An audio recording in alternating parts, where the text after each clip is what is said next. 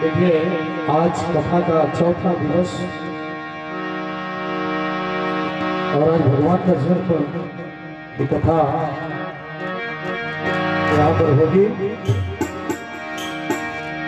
तो ये एक बड़ा सुंदर सा भजन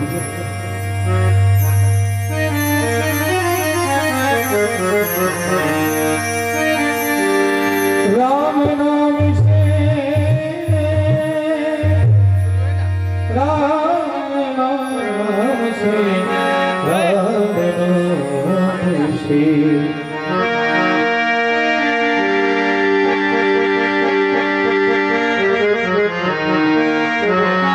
राम नाम की लूट है, लूट से तो लो अंतकाल पछताएगा जब प्राण जाएंगे छो।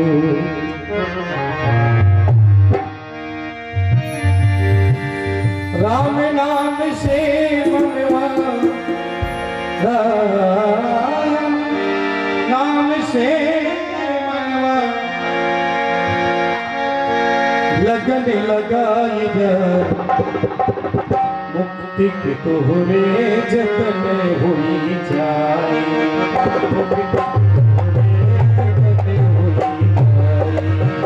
मुक्ति के तोहरे जतन हुई जाए। राम नाम से, राम नाम से मनवा, राम नाम से मनवा लगन लगाएगा मुक्ति के तोहरे जतन।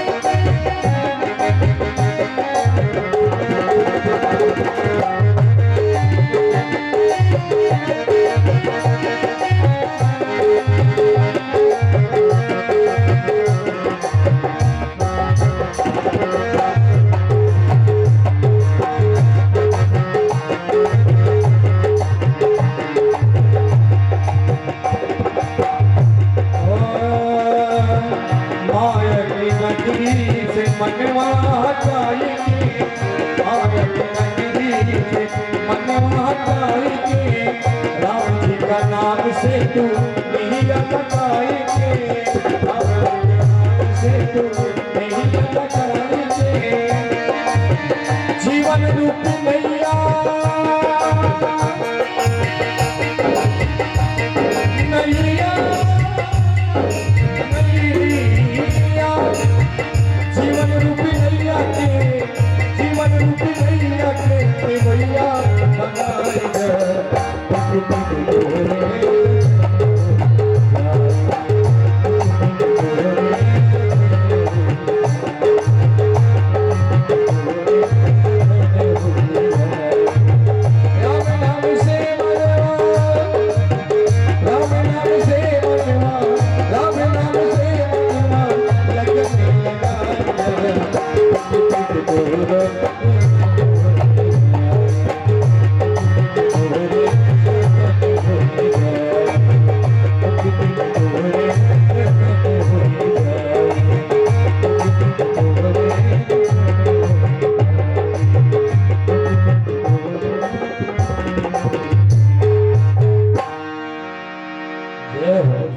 भजन गाओ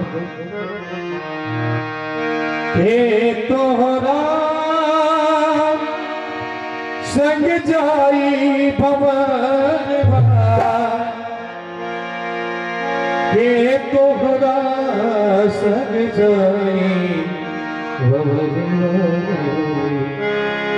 के तोहरा संग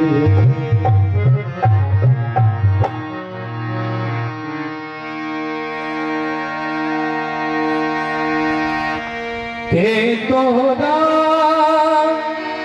संग जाई भंवरिया के तोहरा संग जाई भंवरिया के तोहरा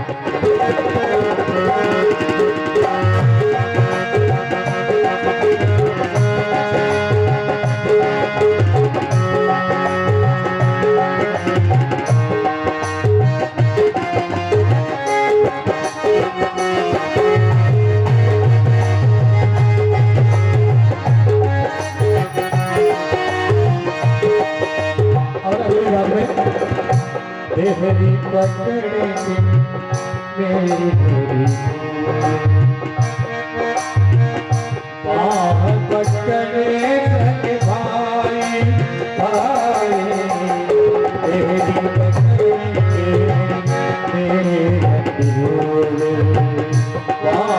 पकड़े भाई पीछे माता जी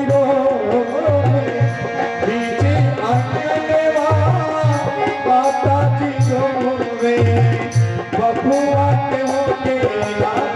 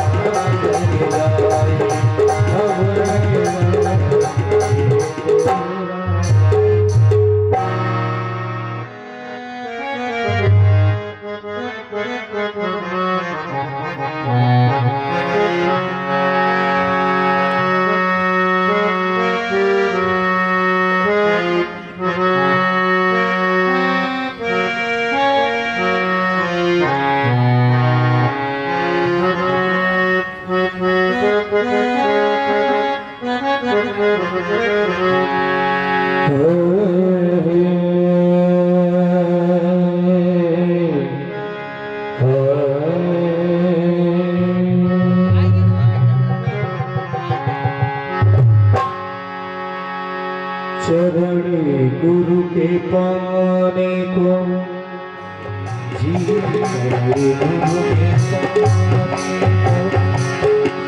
चाहता है ये रथ सर चढ़ाने को जी चाहता है।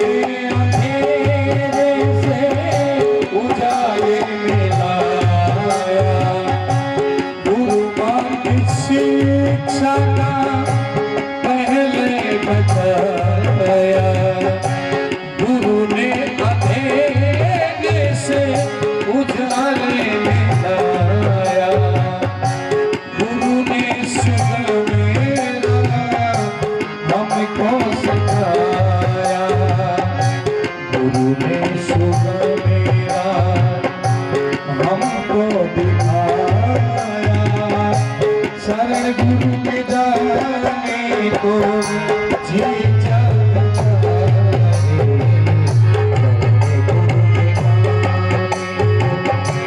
जी चाहता है ये रज सर चढ़ाने को जी चाहता है।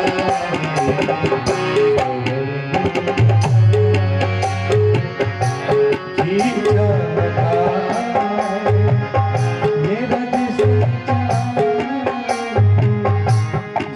चाहता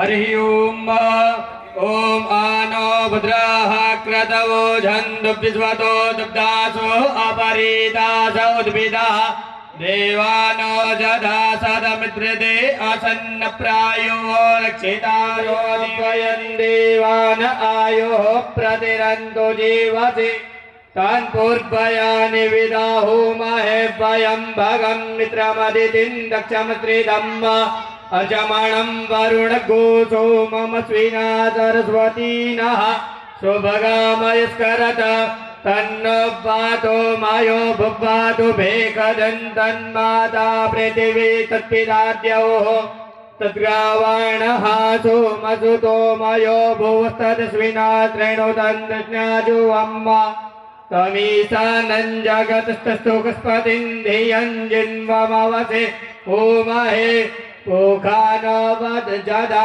वेदसामसुत्रदे रक्षिता पायुरदब्धः सुतये स्वस्ति न इन्द्रो वृद्धश्रवाः स्वस्ति नः पूगा विश्ववेदाः स्वस्ति नस्तार्क्ष्यो अरिष्टनेमिः स्वस्ति नो बृहस्पतिर्दधातु ऋगदस्वामरुतः प्रश्निमातरः सुभञ्जावान् विदधे कुजुग्मयः अग्निजिह्वामनवः सूरचक्षसो विश्वेनो देवा अवसा गमन्निह भद्रं कर्णेभिः शृणुयाम देवा भद्रं पश्येमाक्षभिर्जत्राः स्थिरैरङ्गैस्तुष्ट्वा गोस्तनो दिव्यधीमहि देवहितं यदायुः स्वस्ति न इन्द्रो वृद्धश्रवाः स्वस्ति नः पूषा विश्ववेदाः स्वस्ति नस्तार्क्ष्यो अरिष्टनेमिः स्वस्ति नो बृहस्पतिर्दधातु ओम बृहस्पति अधियदर्जो अरिहाद्यो मद्विवातिक्रतो मज्जनेघो जद्दीदायच्छवसरित प्रजात तदस्मात् द्रविणन् देहि चित्रं वा ओम बृहस्पति अधियदर्जो अरिहाद्यो मद्विवातिक्रतो मज्जनेघो जद्दीदायच्छवसरित प्रजात तदस्मात् द्रविणन् देहि चित्रं वा बृहस्पति परिदीयारधेन रक्षोहामित्राव अपवादमानः प्रभञ्जन्तेनाः प्रमृणो योधा जयन्नस्मागमेद्य विदारधानम् ॐ शान्तिः शान्तिः शान्तिः सुशान्तिर्भवतु व्यास देवताभ्यो नमः व्यासपीठ देवताभ्यो नमो नमः सुजातश्चक्षुः सूर्यो अजायत श्रोत्राद्वायुश्च प्राणश्च मुखा अग्निरजायत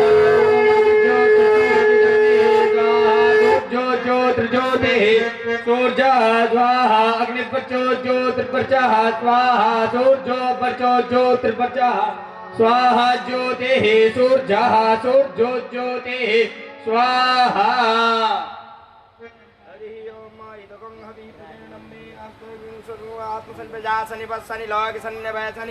अग्नि प्रजा बहुलां मे करोत वन्नं पयोरे तो अस्मासु दत्ता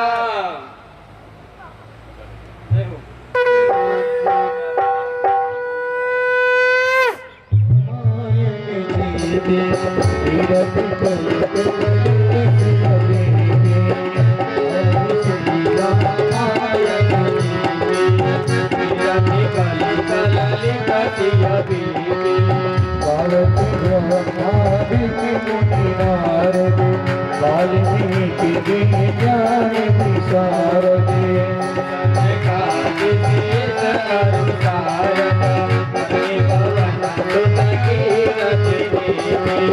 सावत वेद पुराण अस्थिर से जन धन सा तनि को सर्व सेता सावत संतत संत भवानी हरिभट संभावनी ज्ञानी व्यास आदि कविवर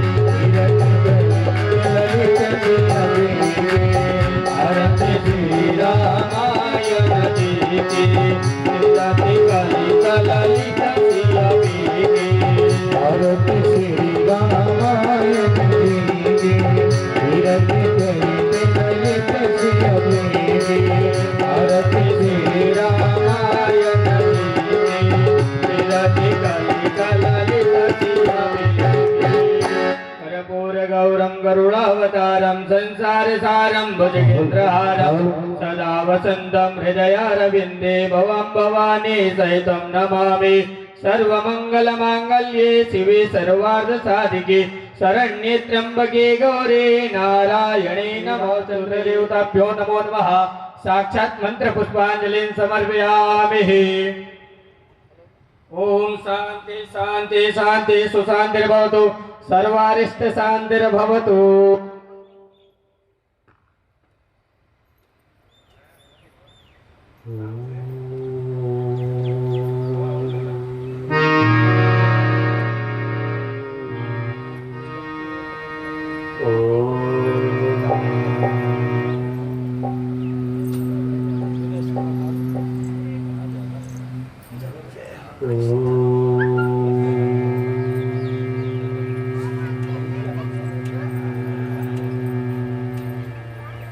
गुरुर्ब्रह्मा गुरुर्विष्णु गुरुर्देवो महेश्वर गुरु साक्षात् परं ब्रह्म तस्मै श्री गुरवे नमः वक्रतुंड महाकाय सूर्यकोटि समप्रभ निर्विघ्नं कुरु मे देव सर्वकार्येषु सर्वदा ॐ तद्विष्णुः परमं पदं सदा पश्यन्ति सूरयः दिव्येव चक्षुराततम् नमः संभवाय च मयो भवाय च नमः शंकराय च मयस्कराय च नमः शिवाय च शिवतराय च कृष्णाय वासुदेवाय हरये परमात्मने प्रणतक्लेशनाशाय गोविन्दाय नमो नमः आपदामपहर्तारं दातारं सर्वसम्पदां लोकाभिरामं श्रीरामं भूयो भूयो नमाम्यहम् अतुलितबलधामं हेमशैलावदेहं धनुजवनितशाहनुं ज्ञानिनामग्रगण्यं सकलगुणनिधानं वानराणामधीशं रघुपतिप्रियभक्तं वातजातं नमामि। या देवी सर्वभूतेषु बुद्धिरूपेण संस्थिता नमस्तस्यै नमस्तस्यै नमस्तस्यै नमो नमः। या देवी सर्वभूतेषु भक्तिरूपेण संस्थिता नमस्तस्यै नमस्तस्यै नमस्तस्यै नमो नमः। बोलो श्री सद्गुरु महाराज की जय। बोलो श्री गजानन गजानन महाराज की जय। बोलो श्री अम्बे मात की जय। बोलो श्यावर रामचंद्र भगवान की जय। बोलो श्री हनुमंतलाल महाराज की जय। बोलो श्री बांके बिहारी लाल की जय। बोलो श्री शंकर भगवान की जय। ओम नमः पार्वती पते हर हर महादेव।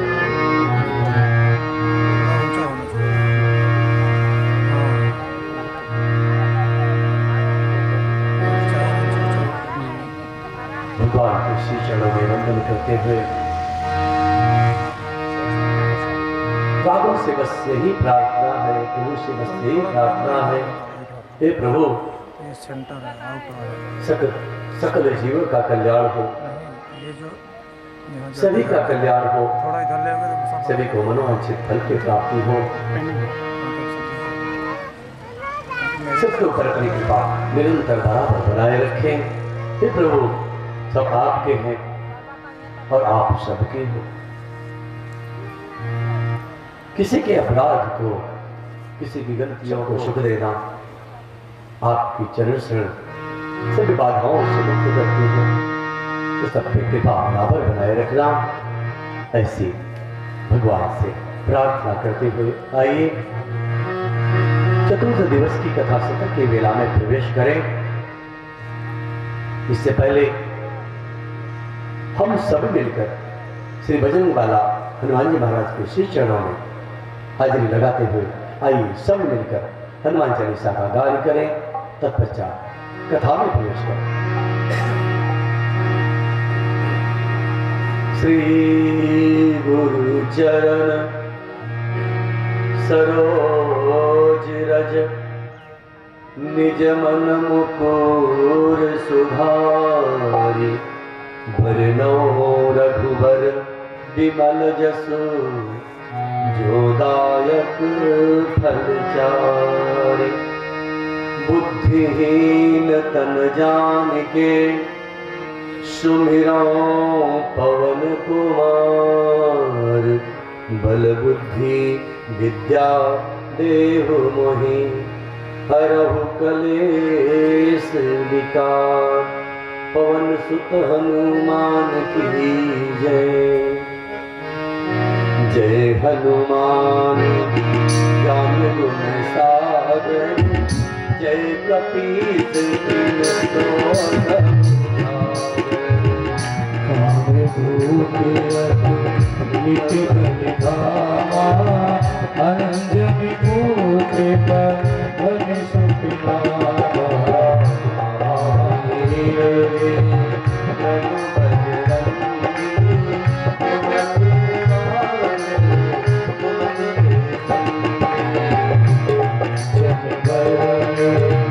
विराज सुरेशा कानन कुंडल अंकित केशा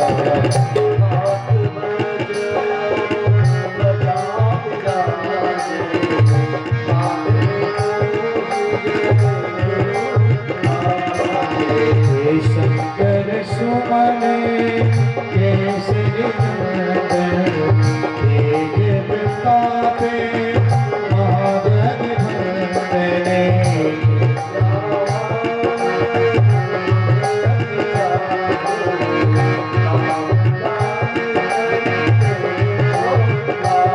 बहु चरित्र सुन रसिया राधे लखन श्री राम बसिया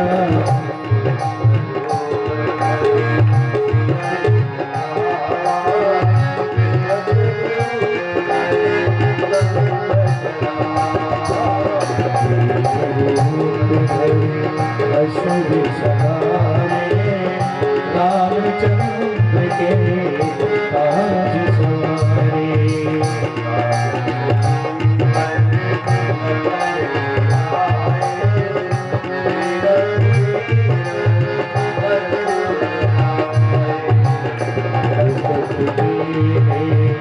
बहुत बड़ाई तुम्हें मन प्रिय भरे कई जन भाई से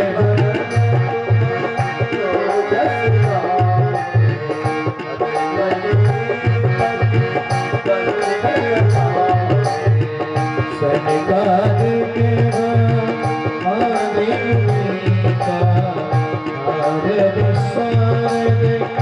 सहित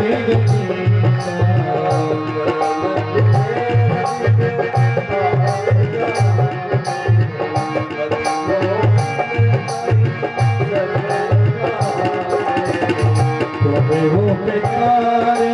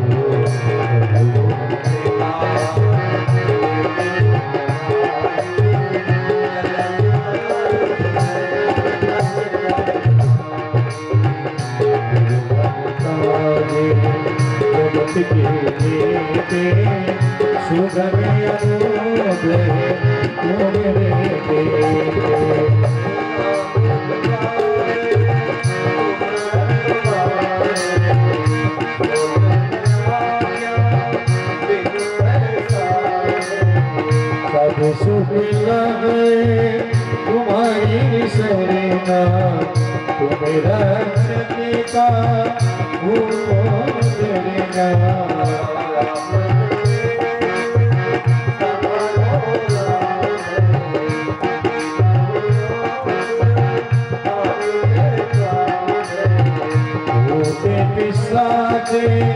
निकटे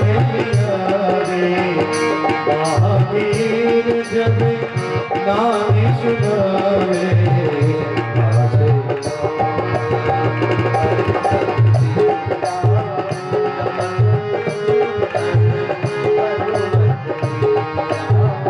संपत के मन चुरावे मन कन बचने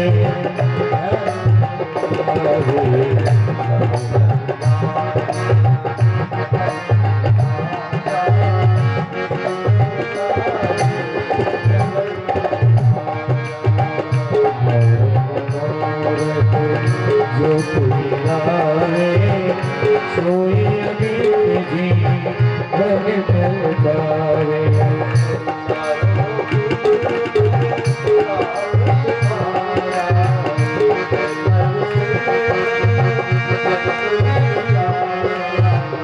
साधु संत के तुम रखवारे असुर संतन नाम बुलारे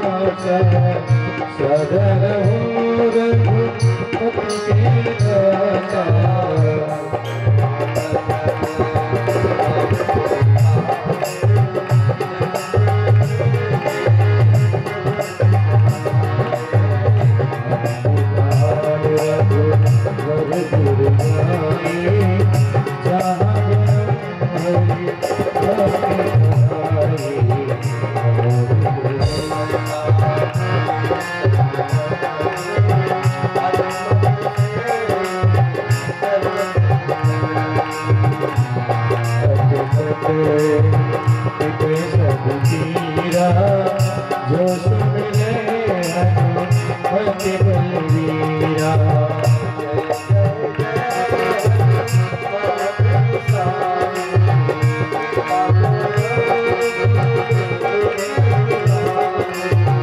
वो सतबार आठ धर कोई टूटे बंदी महासुख होई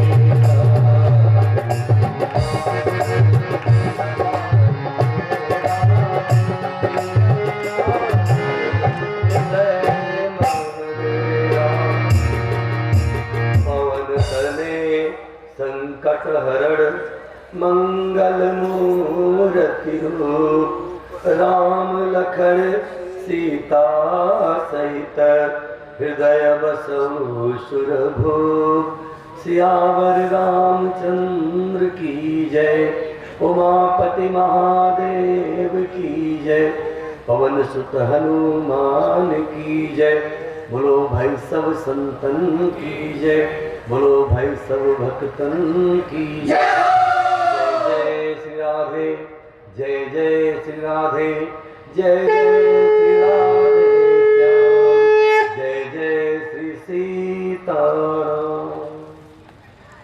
जीने वाला भी कामना ले रखा है, मरने वाला भी कामना लिए ही जा रहा है।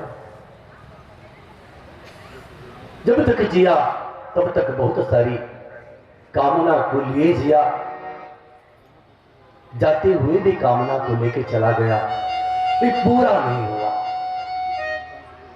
निरंतर उसका प्रयास जारी रहा कि हमें सर्वस्व मिल जाए, हम सब कुछ पा जाएंगे, हमें जीवन में किसी चीज की कमियां नहीं रहेंगी, लेकिन अभाव बना ही रहा।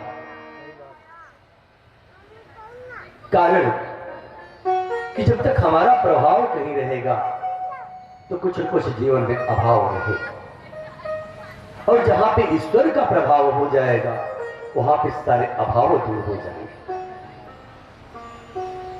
साधु के पास महल नहीं है, संत के पास महल नहीं है, लेकिन निश्चिंत जीवन जीता। योगी के पास घर मकान दुकान कारोबार व्यापार नहीं है, लेकिन निश्चिंत जीवन जीता। तपस्वी सर्वस्व त्याग कर और निश्चिंत जीवन जीता। लेकिन संसारी सब कुछ पाया है, सब कुछ उसके पास है, लेकिन निरंतर चिंतायुक्त चिंतित जीवन जिया। चिंता से कुछ भी प्राप्त नहीं होने वाला। अगर तुझे चिंता ही करनी है तो चिंता को छोड़ के चिंतन करने में लग जा।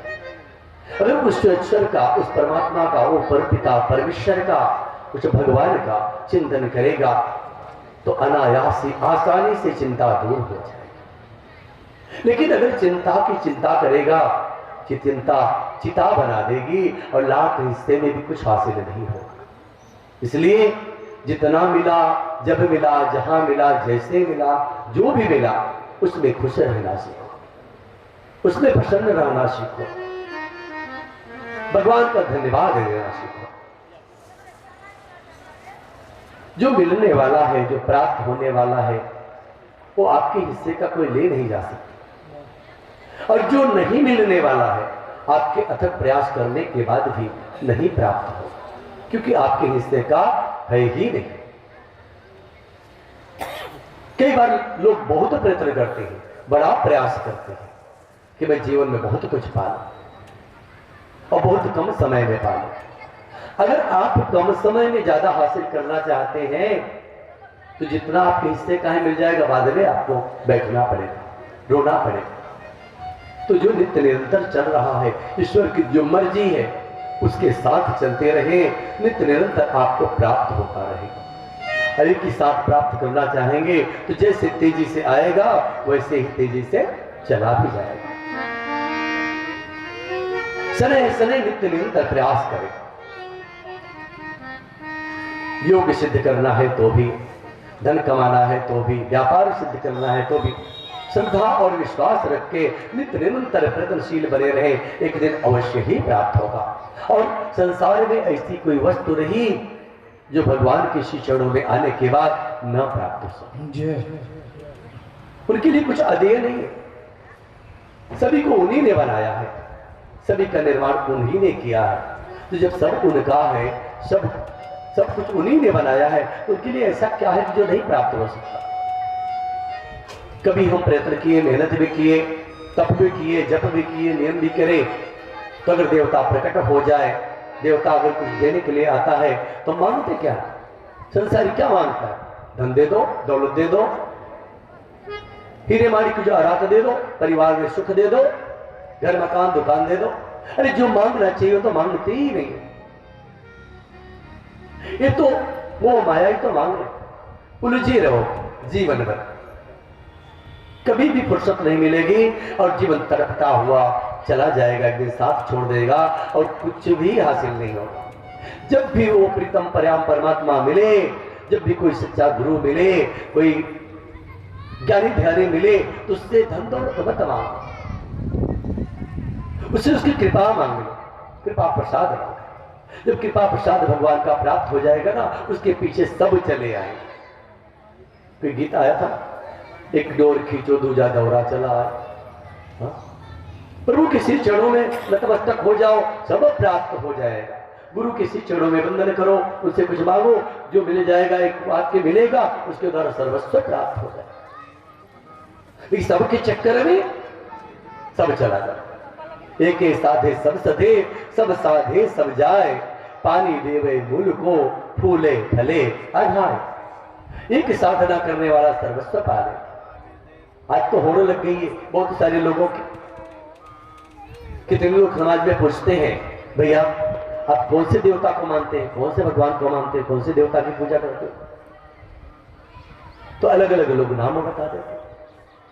हमारी सनातन धर्म में देवता की कमी तो नहीं थी, और भी देवता बन गए, नए नए देवता भी बन गए। कोई पूछा कि आप किसकी पूजा करते हैं, तो किसी ने कह दिया कि भगवान शंकर की पूजा करते हैं, आशुतोष अगरदानी की पूजा करते हैं। बोले इतने दिनों से पूजा कर रहे हो, तुम्हारा काम बना क्या?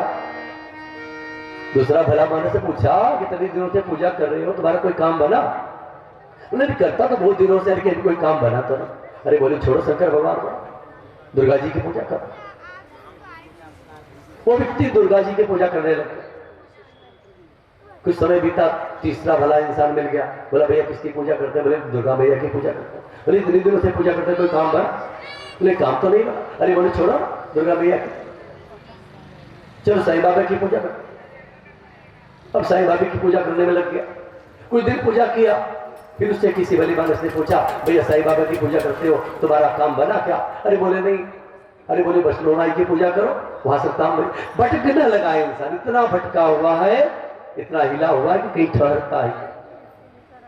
जहां भी जुड़ो एक जगह ठहर जाओ, एक को मानो, एक को पूजो और एक हो जाओ। जब तक भटकते रहोगे कुछ भी नहीं प्राप्त होगा। नित्य निरंतर प्रयास करो, श्रद्धा रखो, विश्वास रखो, सफलता अवश्य ही प्राप्त होगी।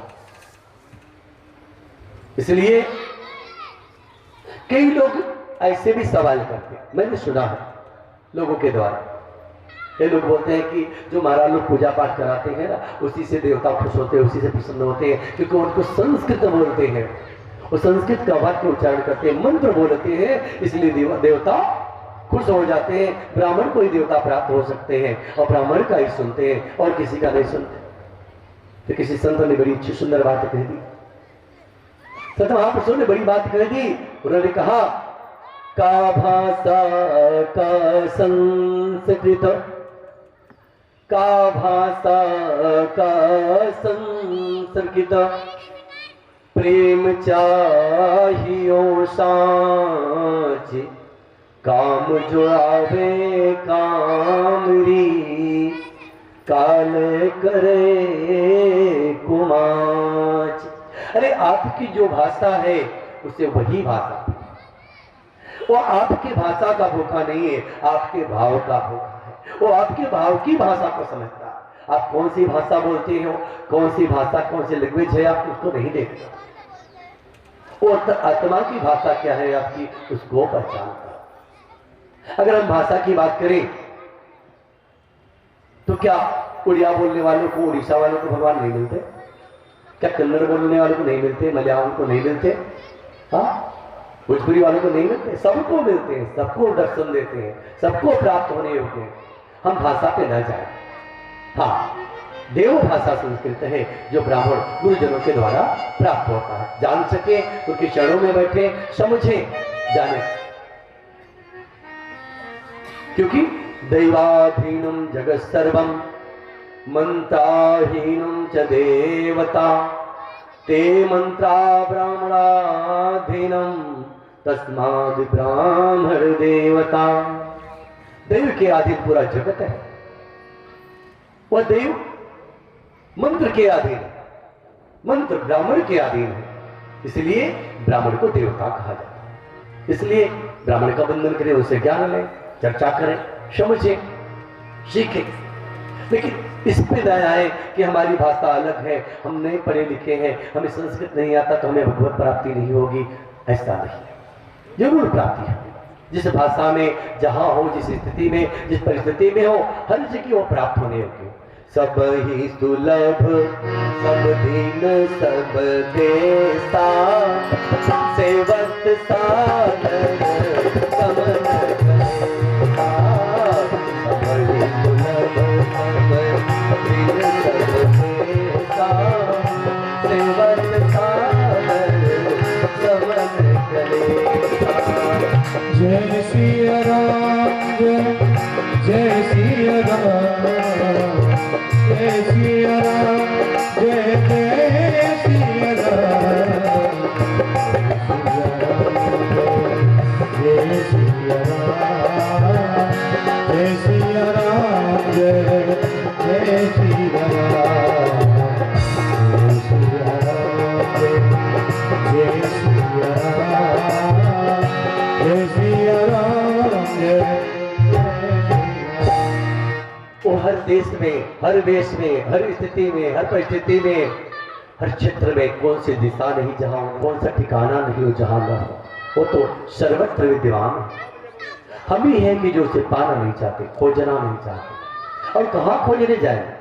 अरे खोजा तो उससे जाता है जो खो गया हो, गुम हो गया, वो तो आपके पास है। लेकिन हमारी ही मति मारी है कि हम भटकते हैं, दर दर भटकते हैं। अरे कोई कहे कि ईश्वर गुफाओं में बैठा है, तो ईश्वर गुफाओं में नहीं। कोई कि समुद्र के गहराई में बैठा है, तो समुद्र की गहराई में भी नहीं है। बोले पर्वत की ऊंचाई पे बैठा है, तो पर्वत की ऊंचाई पर भी नहीं है। फिर कहाँ है? अरे वो तो आपके हृदय में विद्यमान है, आपके अंग संग हमेशा साथ चलता है। लेकिन हम दर दर भटकते हैं।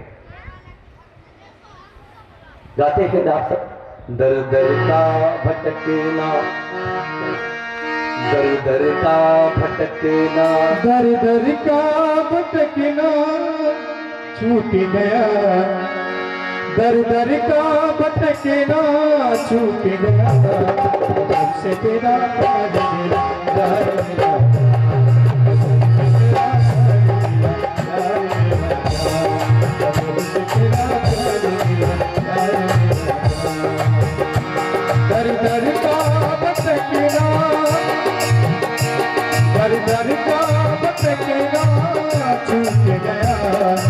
उससे बिना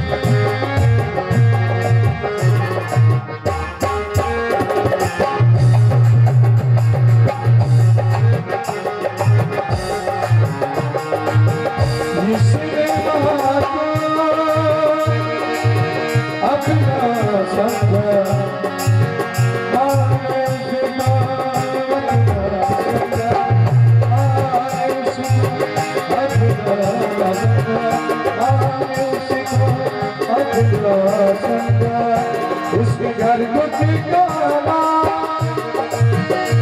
उसके घर को ठिकाना छूट गया।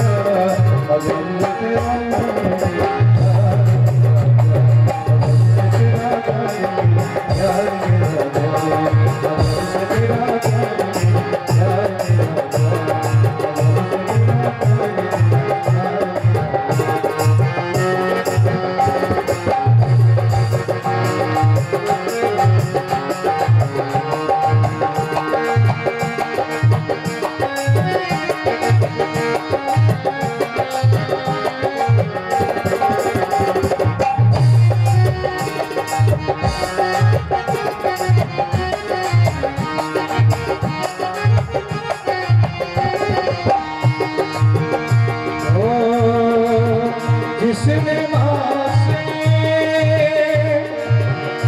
प्यार किया है, माँ ने उसको सुख दिया है, माँ ने उसको सुख दिया है, माँ ने उसको सुख दिया है। उसके घर दुखी का, उसके घर के गाना छूट गया।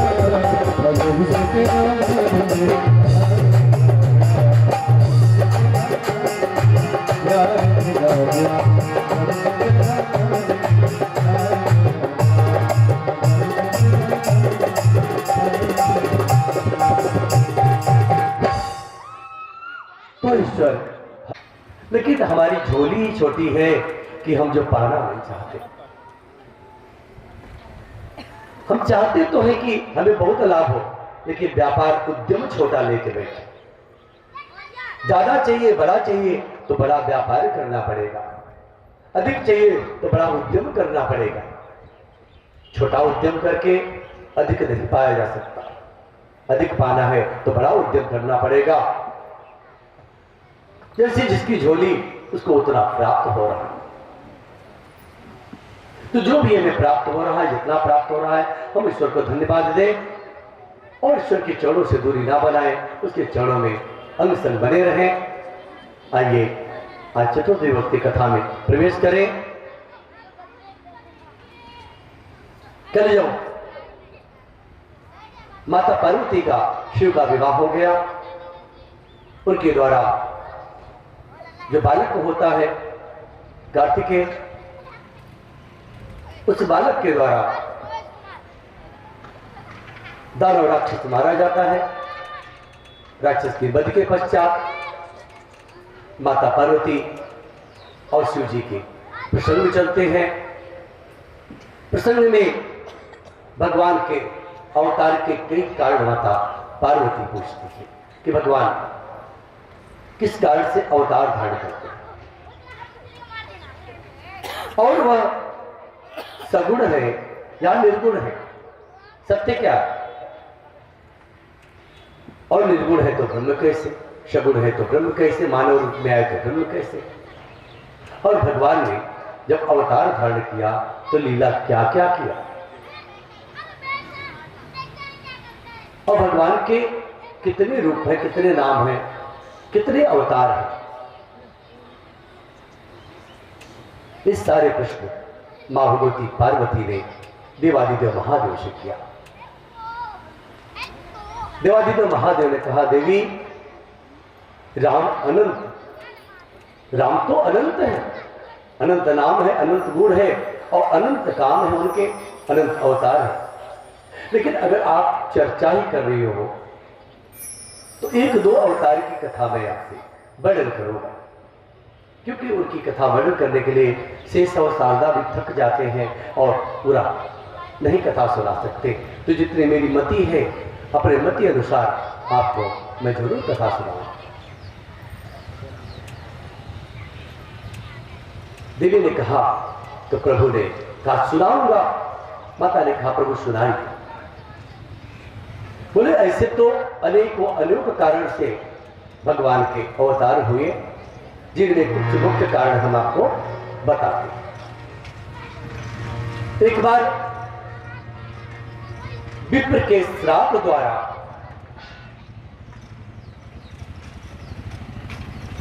भगवान विष्णु के पार्षदों को श्राप लगता है, जय और विजय को, और जनक जनंदा सनातन यह श्राप देते हैं जय और विजय को, द्वारपाल जो विष्णु के श्रीहरि के हैं। और कोई जब श्राप लगता है तो उस श्राप के कारण वो राक्षस होते हैं, घोर निशाचर। घोर निशाचर होने का उन्हें श्राप मिलता है। तो जब श्राप पाए तो भगवान विष्णु ने उनकी सहायता के लिए इन ब्रह्म ऋषियों से कहा कि इनकी मुक्ति का कोई मार्ग भी बता दीजिए। सर्वथा से यद्यपि इनका अपराध नहीं था, लेकिन आपने श्राप तो दे दिया। ये बालक दिख रहे थे आप, और उन्होंने बालक समझ के आपको रोका। इनमें इनका अपराध नहीं है, तो अपना काम कर रहे थे, लेकिन कोई बात नहीं, अब इनकी मुक्ति का कोई मार्ग। तो बोले कई जन्मों तक इनको प्रयत्न करना पड़ेगा, जब तप जप करेंगे, नियम करेंगे, अच्छे जीवन जिएंगे।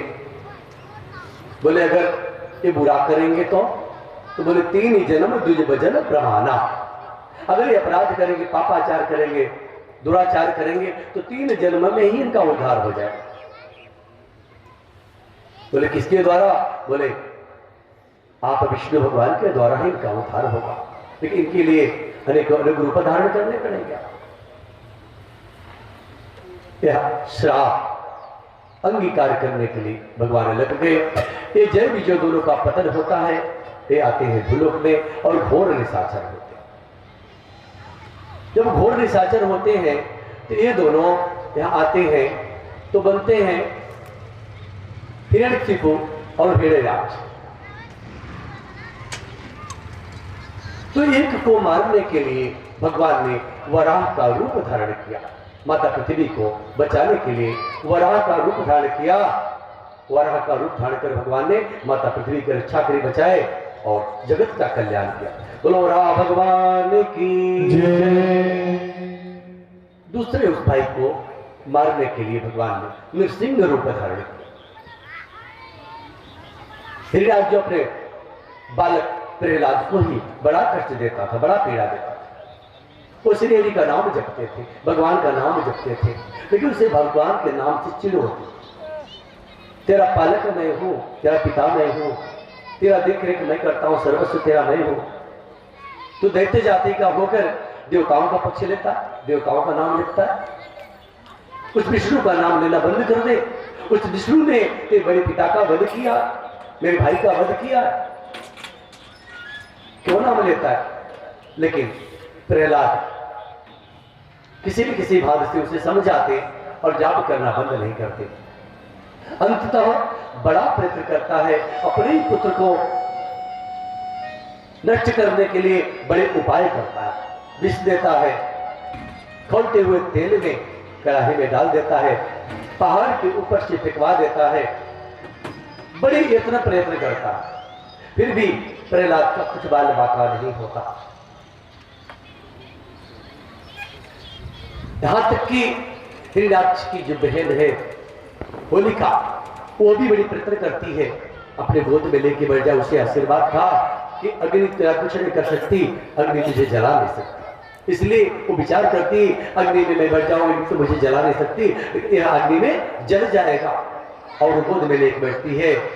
अंततः ऐसा होता है कि होलिका जल के राख हो जाती है, लेकिन प्रहलाद बच जाते हैं। बोलो भक्तवत्सल भगवान की जय। इतने पर भी वो ताताई नहीं मानता है, बड़े त्रास देता है, खंबे में बांध देता है, त्रास देता है और कहता है अब तुझे छोड़ूंगा नहीं, आज तेरा वध करके रहूंगा। अब बता तेरा भगवान है कहां? देखता हूं कौन तुझे बताने आता है। और उसे राक्षस को आशीर्वाद था, उसे तप करके आशीर्वाद प्राप्त करा था कि न जल में मरूं, न थल में मरूं, न आकाश में मरूं, न पृथ्वी पे मरूं, न अस्त्र से मरूं, न शस्त्र से मरूं, न दिन को मरूं, न रात को मरूं, न मनुष्य से मरूं, न पशु से मरूं, न किसी के देवता के द्वारा न मरूं, न मनुष्य से मरूं। सारे आशीर्वाद देने चुके। अब भगवान को उपाय करना था उसको मारने का। या ताताई जब त्रास देने लगा तो बोलता है बता तेरे भगवान कहाँ है, तेरा विष्णु कहाँ है? अब तेरा विष्णु देखते कैसे तुझे बचाता है। पहली तलवार उठाता है, अब मारने को उद्यत होता है, तब तक पूछता है बता तेरा भगवान कहाँ है? प्रहलाद ने कहा मेरा भगवान तो हम में भी है, मेरा भगवान तो आप में भी है, मेरा भगवान तो जल थल में नभ में आकाश में सर्वत्र है। मेरा भगवान तो जिस पहली तलवार से तुम मुझे मारना चाहते हो उस पहली तलवार में भी है, और मेरा भगवान तो जिसमें तुम्हारा महल टिका हुआ है इस खंबे में भी मेरा भगवान। ऐसी बात जब सुनता है तब कहता है कि अगर खंबे में तेरा भगवान है, अभी मैं इस खंबे को ही गिरा देता हूं, देखता हूं तेरा भगवान कहां। और जैसे ही उद्यत होता है तलवार लेके और उठाता है तलवार को, खंबे पे प्रहार करता है। जैसे खंबे पे प्रहार किया वैसे भगवान खंबे में से नृसिंह नारायण रूप के भगवान प्रकट होते हैं। उस नृसिंह नारायण भगवान की जय। भगवान विष्णु स्वयं नृसिंह का रूप धारण करके प्रकट होते हैं और प्रहलाद को बचाते हैं, उस दुष्ट का विनाश करते हैं, उसको मारते हैं। इनका पुनर्जन्म लगा रहा। देवी ने पूछा प्रभु और क्या क्या जन्म हुआ, और कैसे क्या हुआ, फिर निशाचर आगे चल के क्या हुए? तो बोलते और भी जन्मों की कथा इसमें हम बताते हैं आपको। बोले कौन सी कथा? बोले एक बार जय और एक बार प्रताप भानु नामक राजा थे, बड़े तप किए, बहुत तप जप करके बड़े राजा थे। उनके जैसा पूरे भूमंडल में कोई राजा नहीं था। एक छत्र राज करते थे, उनका ही नाम सर्वत्र चलता था। एक दिन मृगा का साथ समाज सजाकर विंध्याचल के वन में प्रवेश किए शिकार करने के लिए। और वो शिकार खेलने जब निकले तो वहां एक वराह दिखाई पड़ा, शुगर दिखाई पड़ा। ऐसा काला भयानक था कि लगता था जैसे चंद्रमा को निगल जाएगा। उसके दांत सफेद सफेद थे, ये बड़ा भयानक काला काला था। और काली केतु नामक दैत्य था और शुक्र का वेश बना के आया था। राजा प्रताप भानु को लगा कि ये तो लगता है चंद्रमा को निगल जाएगा, हम इसका वध कर दें। और उसके पीछे लग गए, पीछे लगे लगे चले गए वन में। भागते फिरते छुपते छुपाते जंगल में छुप गया, जाके लुप्त हो गया। राजा को पीछा करते करते बड़ी देर हो गई और सूर्यास्त की बेला हो गई, सूर्यास्त हो गया। राजा थक गए थे, प्यास लगा था। अब वहां पे प्यासे राजा इधर उधर भटकने लगे, कहाँ जाऊं, कहाँ पानी पीऊं, अगर पानी नहीं मिला तो प्राण निकल जाएंगे। तब तक उसी घने जंगल में, उसी वन में एक कुटिया दिखाई पड़ी। राजा को लगा कि कोई साधु संत महात्मा यहाँ रहते हैं, संतों के आश्रम में जाओ तो पानी तो जरूर मिलेगा, कुछ न कुछ भोजन का भी इंतजाम हो सकता है।